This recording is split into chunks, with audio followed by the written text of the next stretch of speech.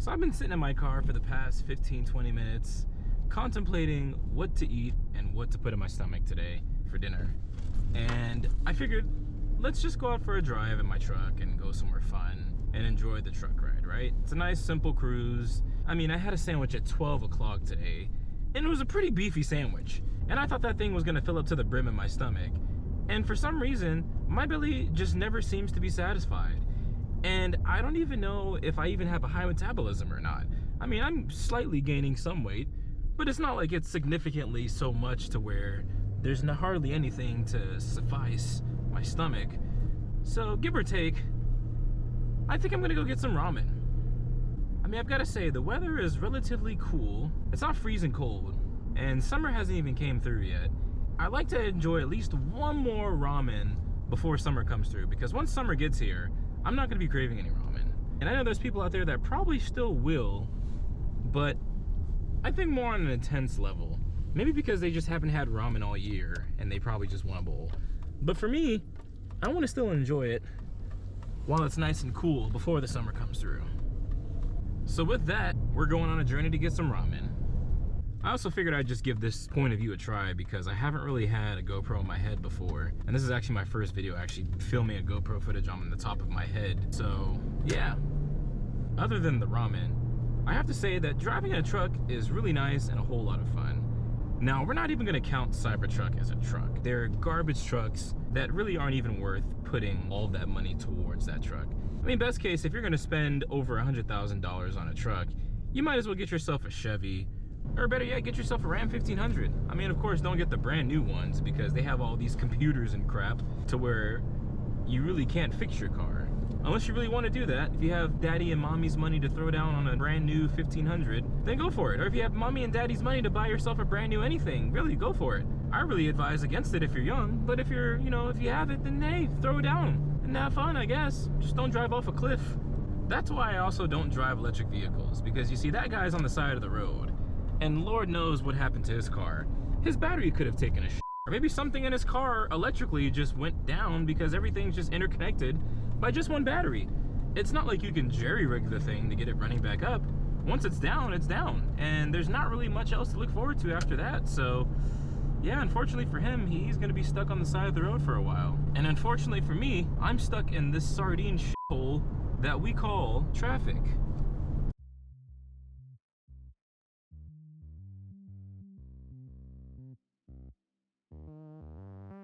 I've got to say, one thing about living in the United States, specifically the Bay Area, is that there are tons of just terrible drivers. I mean, these people just lack consciousness. It's like one day, everybody woke up, and then all of a sudden, we came up with the DMV. And then after we came up with the DMV, we decided, hey, let's just give out driver's license like it's the Oprah show. Now, everybody in California has a driver's license. Everybody in California should not have a driver's license, because I will tell you, the driver's test that they give is insanely easy. It's almost like a beaver with mad cow's disease could pass the damn test. It's insane. Sometimes I wonder, how are we all functioning in life? And sometimes I also wonder, how do people even live? In terms of, how do people function day to day?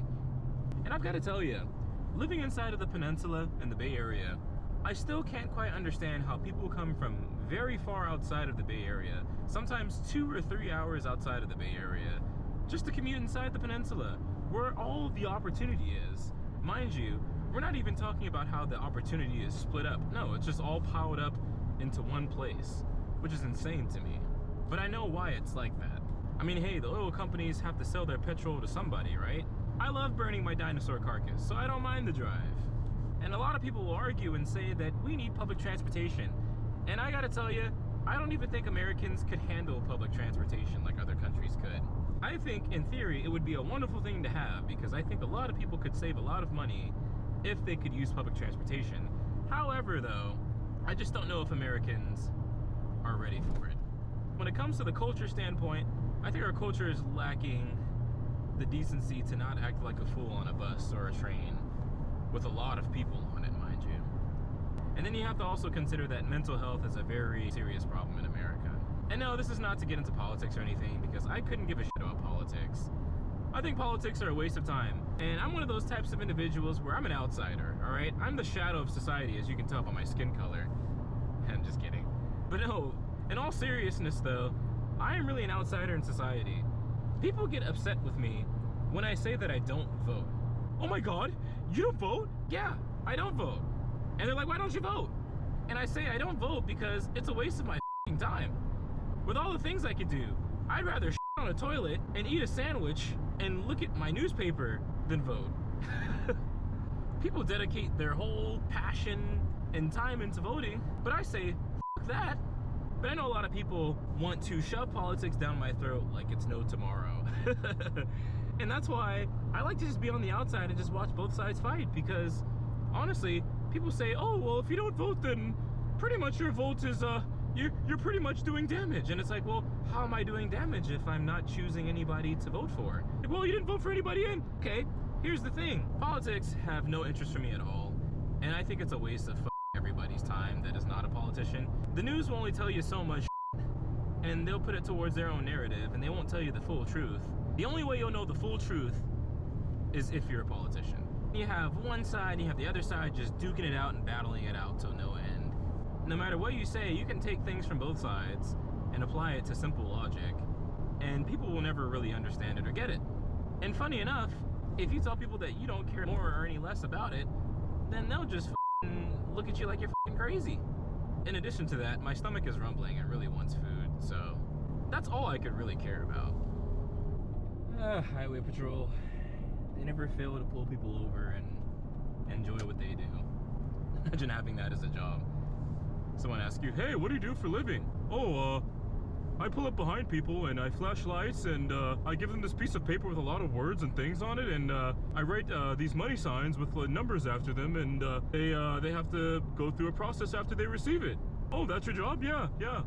Oh, that sounds boring. Yeah. How do you sleep at night? I don't know. I have this red Tesla in front of me. They can't quite grasp the concept of just driving your car. They swerve to the right, and then they go back to the left. And then somehow they're just like lost. Picture Tesla drivers this way. You have a person who's essentially sitting in the chair of their Tesla. Now think about that in terms of USB being inserted into the computer. That's the definition of Tesla drivers. But imagine the USB driver being so corrupt and lost to where the files just can't even save itself. That's your everyday Tesla driver. And my God, these people are such NPCs that they look so lost when they're driving in their car. And I don't mean these people to sound condescending. I just mean like the people that drive Teslas in their day-to-day lives usually think they're better than everybody else, so yeah. We have arrived. Sweet. Lovely day. All right, let's get some food. I'm starving. After a hard day of work, to finally enjoy some ramen. Gotta put the brake down. All right. Let's get some food. Lock the door. Oh, the party store. And I can smell the food from miles away. That is truly incredible. Before I even enter the restaurant, I just gotta give you guys a glorious shot of this restaurant. I don't know if you guys can see that, but that is the gorgeous Santa ramen itself. It has nothing to do with Santa. It just has everything to do with ramen. Irashai! All right, so I got my food, and I figured I'd get two things to fill me up because Japanese portions of food are not typically that large. So ever since 2018 or 2019, I've been going to Santa Ramen occasionally. And I will say that the food there for all these years have been amazing. I can't say I've had a bad experience there. Knowing the owner, he's a really great guy. He's been running the show for a while. Back in the day, in the early, I think it was the 1990s or so, they had a Santa Ramen back in New York, and then they closed it down in the early 2000s or early 2010s, if I'm not mistaken. I wish they had more of these places because my goodness, the food is good here. First, we have the karaage bowl. Man, oh man, this smells so good. But to give you guys an idea of what the crunch is like, I mean, it's phenomenal. When you eat Japanese food, it's amazing, and it's the best to eat it fresh, because if you wait a day or so after, or hours after, it doesn't taste as fresh and delicious as it is when it's super fresh. All right, Itadakimasu.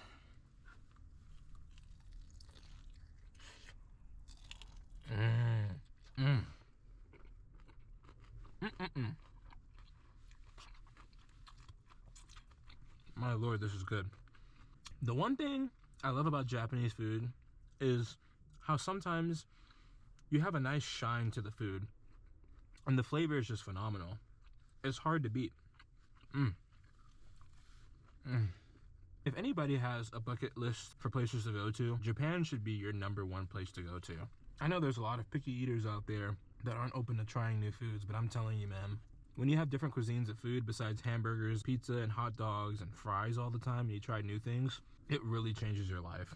Because don't get me wrong, I love my pizzas and my hamburgers, but after a while, I get tired of eating it. And I want other options too. In this set, as you can see here, we get the chicken, we got the seaweed, and then we have another type of seaweed, and we got spinach, some rice, and we have some teriyaki sauce to put in there. And I had an egg. Man, this stuff hits home. And this is really good for like a light meal if you don't want anything too heavy, which is perfect for me because I don't really want to eat a whole lot of food, just enough to get through the day. I don't know if you guys can see this, but just look at how juicy this chicken is. I mean, okay, of course I'm black and, you know, I love my chicken. I mean, who doesn't love chicken? I mean, a dog would go crazy for this kind of food. And for all my friends out there that don't eat meat, I feel so bad for you because our ancestors for millions of years have been thriving off of meat. And for you to not eat meat is just unfortunate. I'm not going to tell you how to live your life. You live it how you want. I don't know how you do it. I sure as hell couldn't. The chicken, of course, is gone. And it's gone. All the chicken is gone. And now I'm left with vegetables and rice. And it's gone. And it's gone. Man, that was good. Oh, wait a minute. This is the soup base. Ah, I see. I wasn't even putting my head to good use. This is the soup base, and this is all the contents that go inside the soup. Wow, my English is terrible. And this delicious, watery broth of many different spices and pig things and stuff. Yes. Yes. Yes. Get in my belly. Yeah. This might be America. But you know what? This is a pretty interesting part of America. Yeah, brother. I'm just gonna leave that there so I don't burn my leg or spill it in this truck, because that would suck. Alright. Itadakimasu. It's been some time since I've had some ramen here, so let's see if it still holds up. The moment you guys have all been waiting for. You guys get to see me use chopsticks. See if I'm gonna try this where it's not gonna be all messy and spilly. Of course that's in front of me. No matter where you go in California, you can't escape it.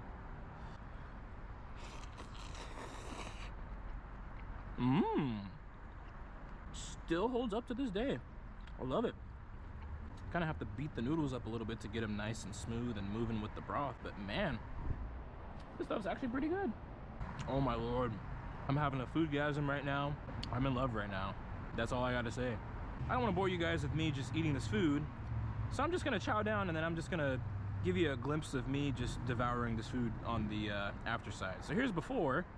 I gotta show you guys this piece of char siu. Man, totally forgot about that. Look at this piece. I'm gonna say for the record, in Japan, they'll give you a much better, tastier piece than this. I mean, in America, they just slap in a piece of fat with very little meat on it. And for Americans, they're like, wow, this is amazing. But no, when you go to Japan and you have char siu there, it's incredible. I mean, it's still good, don't get me wrong, but it's so much better to have a much more lean and tastier piece of pork than just a fat piece of pork. Because as Americans, we're already pretty fat as it is. I don't think we need any more fat in our diet. This piece looks like a part you put on top of your rice for sushi.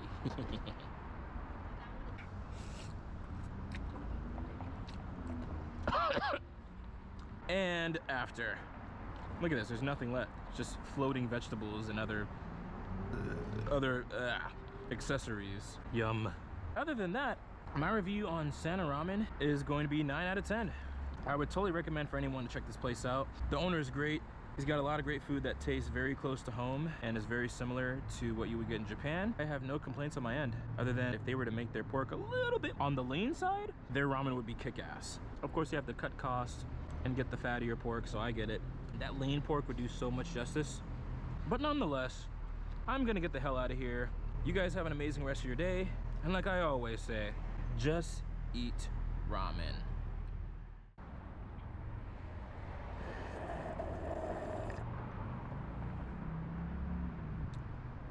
I could